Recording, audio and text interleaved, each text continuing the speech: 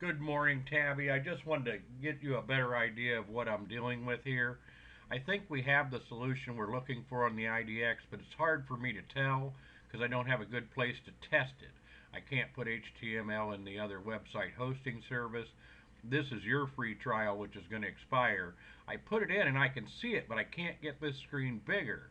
It looks like I can go in and choose. I just want residential, or I just want vacant land, prices, etc., and apply those uh, settings that I put in there, and it'll return results for me. But again, it's just hard to see, and I can't really publish it because I don't have a website here to publish it to.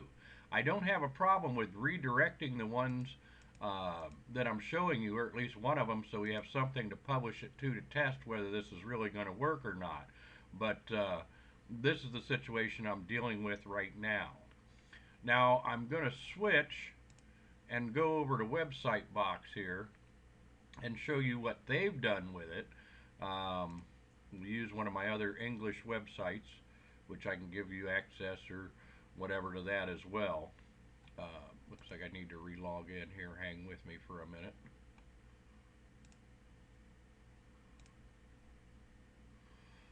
So anyway, what they've done is they've taken these frames, this HTML code, and apparently built it into a more user-friendly um, setup, is what it appears to me they've done. And I'm hoping your programmers can do something similar, but we might be able to work with it just the way it is. And again, I just need to be able to view it um, where I can work with it a little bit on a published area to see how it actually comes out.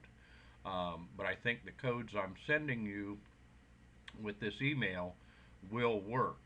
I actually have access to two different MLSs, and this is what I'm going to show you here that I think they do, which is if we can work that out on our end, we'll make it easier. We can maybe find a way to do it even if they don't.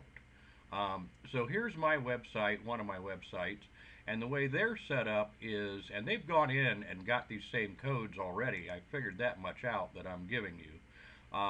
What they do is I can add a container, and the container can be my listings, and then I can choose the format of how those will show up when they're published. We'll just pick one. And then once those listings pop up, which is basically everything in the MLS, I click on those and it gives me a chance to set those same settings that I was talking about. Price range, beds, baths, active status, residential, blah, blah, blah, blah, and then it redefines those. It also lets me choose between those two MLSs where I want to draw that information from. So somehow they've taken those uh, codes that I've given it to you and built it into this interface, which makes it easier to work with. Hopefully this helps you, and if you have any problems or questions, let me know. And again, I'm going to send you both of those codes as well.